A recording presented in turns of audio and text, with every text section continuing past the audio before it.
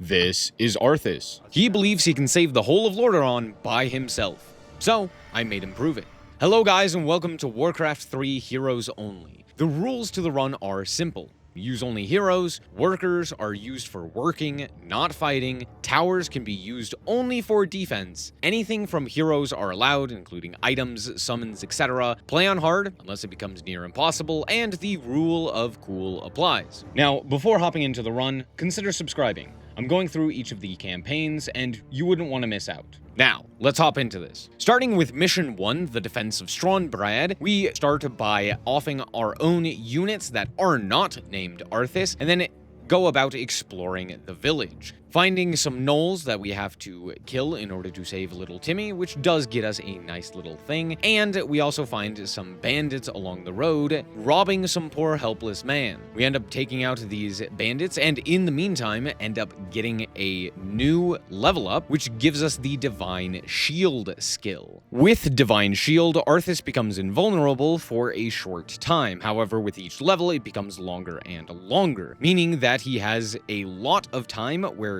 he can hit the enemies and the enemies can't hit him, also making it very easy for him to run in, deal damage, and then run out and heal. Speaking of which, I spent a lot of time just sitting and waiting for health and mana. From there, we actually beat up some more bandits that I didn't need to beat up. I thought there was an item here. They didn't give me anything. I'm very sad. After that, we actually come across our first set of orcs, and ow, they hurt a lot.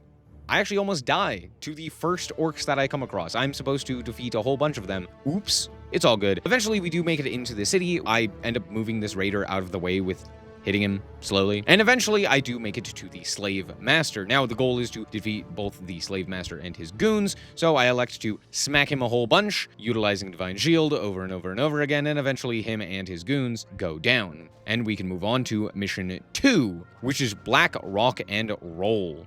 This is the first mission where we get peasants and the ability to build buildings. Now, here's the thing. When it comes to defenses, I think any amount of towers for defense is fine, because there's a lot of ways for a lot of enemies to deal with towers, especially as the time goes on, it'll be less useful. That being said, I don't really have the ability to have my hero be in so many different places at once, so for the most part, I think any amount of towers will suffice. Now, with that out of the way, let's actually break open some crates for some items. On top of that, we also realized that we actually can't fight this dragon that we are quested to go and take out to obtain its heart, because I can't hit air, and it's not undead, so I can't deal damage to it with Holy Light. Dang. Well, anyway, I decided to find some more gnolls to make sure that they're not around anymore, as well as some murlocs. Having reached level 3, we upgrade our Divine Shield even more, and watch as Uther just decides to go on a crusade against the orcs. I don't know what he's doing here, but he's tearing it up. After having done the bare minimum to get the main quest going, I decide to immediately retire my footman permanently. Having taken care of my units, I find these two hidden items, both behind a large amount of trees and hidden within creeps. And from there, we end up going to kill the Blade Master. Now, the Blade Master is level 6, and he's very difficult to actually bring down. It also has the Mirror Image ability and crit, giving him a large amount of damage, and I have to find the correct Blade Master. Now, it's not actually all that difficult due to the fact that I am now invulnerable for 30 seconds at a time, and the Blade Master takes less damage than his images, so it's pretty easy to smack one and be like, oh, that's not the right one. Eventually, the Blade Master goes down, and we can move on to Mission 3. Ravages of the Plague. In this mission, we start by getting a new hero, Jaina. Jaina is a powerful wizard that can conjure water elementals, a big area of effect damage blizzard, and gives extra mana regeneration for everyone. However, when it comes to water elementals, while they're technically not heroes, they're a core essential to the hero's kit. So for this and any other sort of summon, whether it comes from items or the actual abilities, I will allow them. Moving on, we just take out some ogres with the water elementals as well as Jaina, move past those to find more bandits ravaging this village, take out some additional creeps, and find skeletons, which we promptly ignore. Yes, we can potentially save these units, but I'm not going to, for obvious reasons. Eventually, we come across a plagued granary that we end up taking down. And right past that, there's a whole bunch of powerful enemies, including necromancers and the like, that end up giving us a pretty tough fight. Moving past that, though, we find some priests, which we promptly put to the sword, and a mortar team, which we allow to not fire a single shot, so that it doesn't mess up our run, promptly also putting it to the sword. After taking out a whole bunch of skeletons, I elect to just not even deal with this abomination, quote-unquote boss fight, and just run past it, making Arthas invulnerable and killing the granary. Moving on to Mission 4, Cult of the Damned. I originally thought that this mission was going to be more difficult due to the fact that I imagined I would have to kill this base. That's not the case. The mission actually just states, explore Anderhall. So I do. Walking right past the enemy base and finding out, hey, Kel'Thuzad and some ghouls. I just quickly put down the ghouls and open up this cage to find Timmy, who I also promptly put down.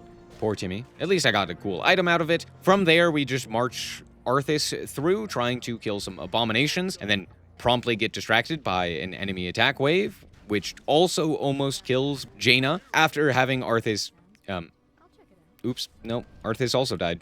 Well, it's fine. We reborn him, run him all the way back, deciding instead of trying to level up Arthas, just ignoring that and attack Kel'Thuzad, invulnerable. By the way, Kel'Thuzad also goes down to like 1 holy light. Weak.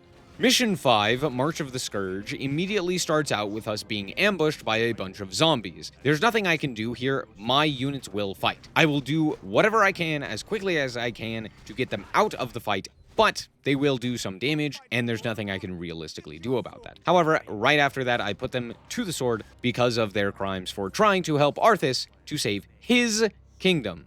As a defense-only mission, I thought that this mission would be more difficult, but let me introduce to you the Mortar Tower. This thing makes defense a cakewalk. All I have to do is make sure to take out the meat wagons, and the rest of my towers will do the rest for me.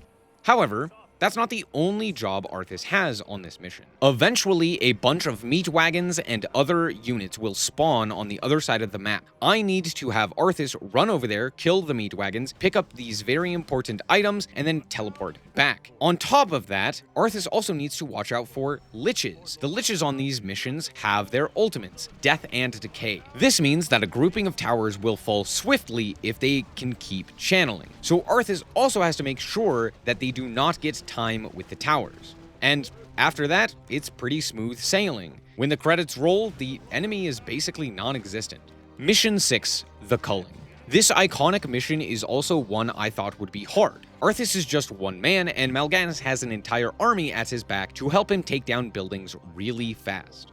But just like other problems that we've had up until this point, they're all solved by Divine Shield. Basically, Mal'Ganis will spawn, I go and find him, go invulnerable for 45 seconds, and then force Mal'Ganis to watch as I kill every one of his precious zombies right from under his nose. And then I beat him up.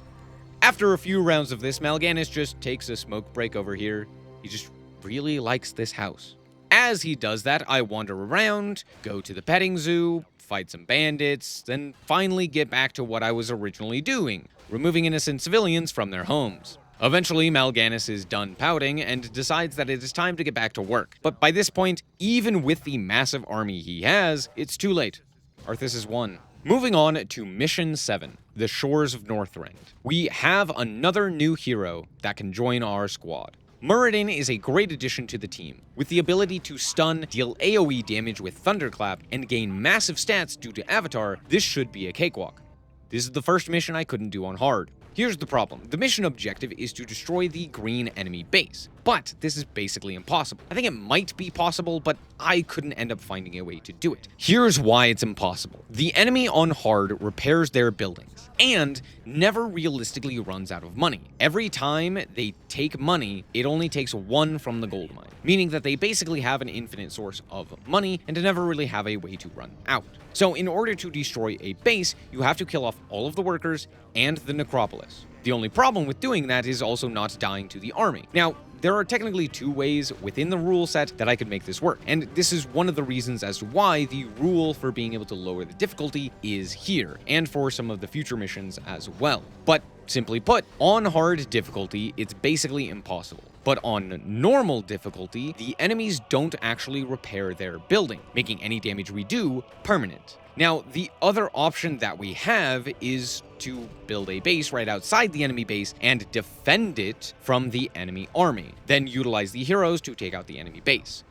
That being said, I elected to just lower the difficulty to normal and slowly take out the enemy base. Either one would technically work here, but tomato tomato.